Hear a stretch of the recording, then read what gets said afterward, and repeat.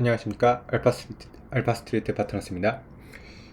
2024년 9월 4일 수요일 마감 시장 보겠습니다. 코스피 지수가 3.15% 빠져서 2580으로 마감을 했습니다. 또 폭락을 했습니다. 3%가 넘게 빠졌는데 이거 참 우리나라 주식시장 진짜 심하네요.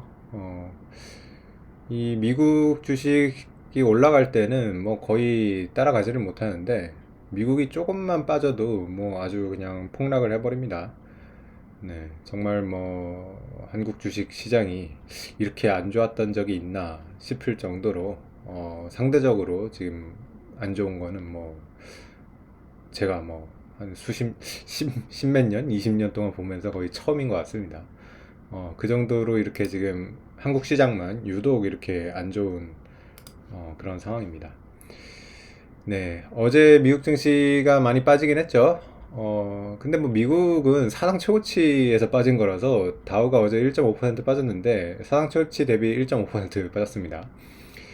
거의 뭐 사상 최고치 근처에서 빠진 거기 때문에 그렇고요. S&P 같은 경우도 2% 조금 넘게 역시 마찬가지로 S&P도 사상 최고치 대비 한 2% 정도 조금 넘게 이렇게 빠진 상황인데 뭐 한국 증시 특히 심하고요. 아시아 증시가 근데 좀 약하긴 합니다. 오늘 니케이도 뭐 4% 이렇게 빠졌습니다.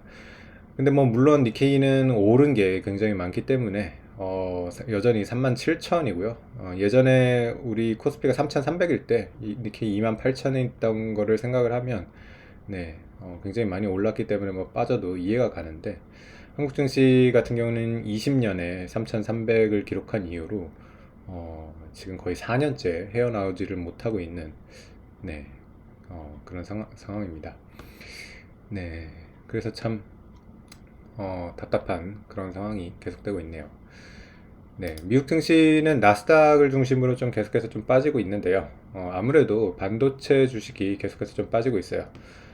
엔비디아 같은 경우는 워낙 좀 지금 생각해보면 너무 높았었죠. 주가가 140불까지 갔었고 세계 시가총액 1위를 찍기도 했었으니까요. 지금 보면 너무 과도했던 게 아닌가. 역시 과도하면 이렇게 또 되돌림도 이렇게 크게 나오는 것 같습니다. 엔비디아 같은 경우는 140불에서 지금 뭐 108불 그리고 장 외에서 지금 한 105불 수준까지 빠지다 보니까 한 고점 대비 35불 정도 빠졌고요. 한 30%는 조금 안 되네요. 한 25% 정도 지금 하락을 하고 있는 그런 모습입니다. 그래서 엔비디아가 빠지면서 뭐 반도체주 전체적으로 다 약했고요. 브로드컴이 6%, 마이크론도 8% 이렇게 빠졌습니다. 그리고 빅테크들도 대부분 다 안 좋았는데요. 알파벳이 4%로 좀 많이 빠졌고요. 애플 같은 경우도 거의 3% 가까이 빠졌습니다.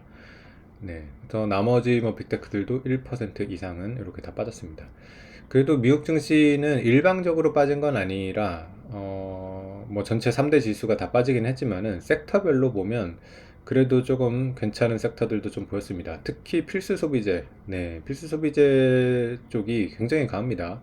코카콜라가 0.7% 올랐는데 사상 최고치고요. P&G 같은 경우도 1.7% 오르면서 사상 최고치입니다. 그래서 이렇게 지금 좀 빅테크, AI, 반도체 이쪽이 안 좋을 때 상대적으로 그래도 조금 피할 수 있는 이런 섹터가 있다는 것이 참 미국 시장의 강점인 것 같고요. 역시 마찬가지로 헬스케어 섹터도 상대적으로 선방을 했습니다. 유나이티드 헬스 같은 경우는 1.4% 오르면서 역시 유나이티드 헬스도 거의 사상 최고치 근처 이렇게 유지를 하고 있습니다. 그래도 뭐 거의 뭐 필수 소비재랑 헬스케어 쪽밖에 오르지가 않아서 전체적으로는 하락장을 피할 수는 없었던 것 같습니다. 근데 이제 걱정이 되는 거는 미국장이 뭐 다우 같은 경우 이제 고점에서 1.5% 빠진 수준인데 사실 미국도 뭐 무조건 안 빠지는 그런 증시는 아니거든요. 미국도 10%나 고점에서 20% 조정 정도는 사실 쉽게 나오는 그런 상황이라 미국 증시로 봤을 때는 아직 조정이 시작도 안 됐다는 점 그런 것들이 참 어떻게 보면 국내 시장에는 더 걱정거리인 것 같습니다. 어, 근데 뭐 그런 건 있을 것 같아요. 지금 국내 시장이 워낙 지금 심하게 좀 하락을 한 상태라서 더 빠질 게 있나 이런 생각도 들기는 하는데요. 근데도 뭐 더 빠지고 있어가지고 좀 할 말이 없기는 합니다만, 만약에 미국이 뭐 한 10%나 20% 조정이 나왔을 때 여기서 코스피가 예를 들어서 20%가 더 빠지거나 그러지는 않을 것 같아요. 만약에 코스피가 20%를 빠진다면 거의 2천을 깬다는 그런 소리가 나올 것 같은데, 그거는 아마 물리적으로도 상당히 너무 불가능한 수치가 아닐까 그렇게 생각은 됩니다. 이미 지금 코스피 같은 경우는 PBR로 봤을 때 0.9를 지금 거의 깨려고 하는 그런 수준이고요.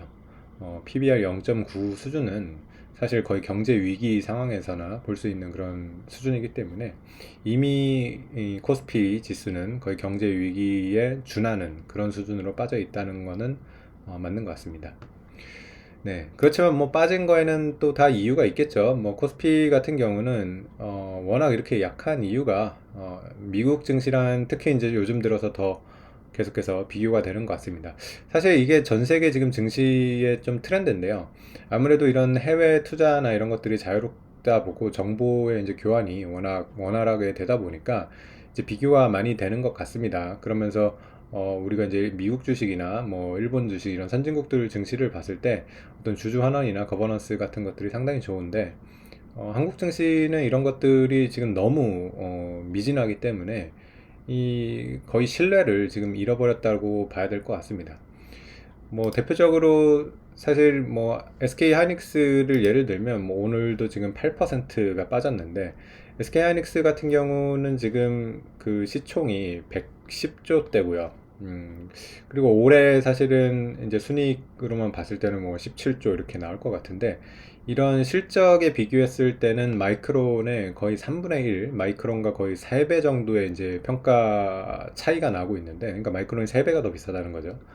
근데 그럴 만도 한 게 미국 주식은 거의 뭐 주주 환원율이 90%, 100%에 가까운데 SK 하이닉스 같은 경우는 특히 안 좋죠. 특히 이런 주주 환원율을 보면 거의 배당 1,200원 정도 수준에 불과하기 때문에 이거는 뭐 주주 환원율로 봤을 때는 거의 10%에 불과하죠. 만약에 주주 환원 10%와 100%를 비교한다 그러면 10배가 차이 나는 거기 때문에 10배를 미국보다 평가를 못 받아도 사실 할 말이 없습니다. 네.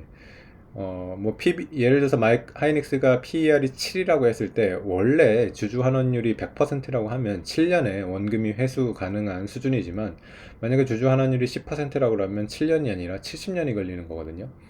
네, 결국에는 우리 기업들의 문제는 돈을 벌었음에도 불구하고 그 이익을 주주한테 나눠주지 않는다는 것이 가장 심각한 문제인 것 같습니다.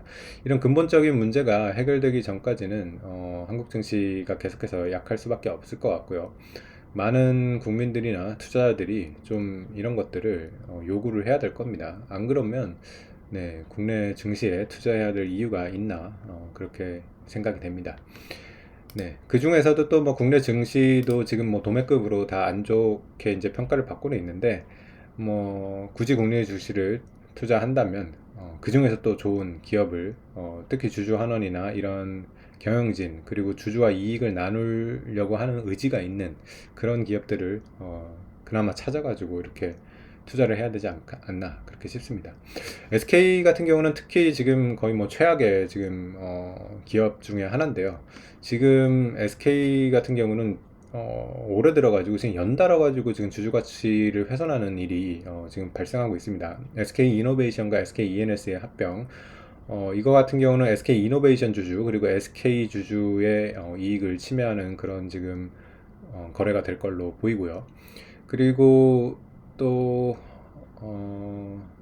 네, 그리고 SK의 이제 자회사죠. 네, SK의 이제 자회사가 SK 스페셜티라고 있는데 이것도 지금 매각을 한다 그러는데 이것도 지금 SK 주주의 이익을 지금 침해하는 그런 사례가 될 것 같고요.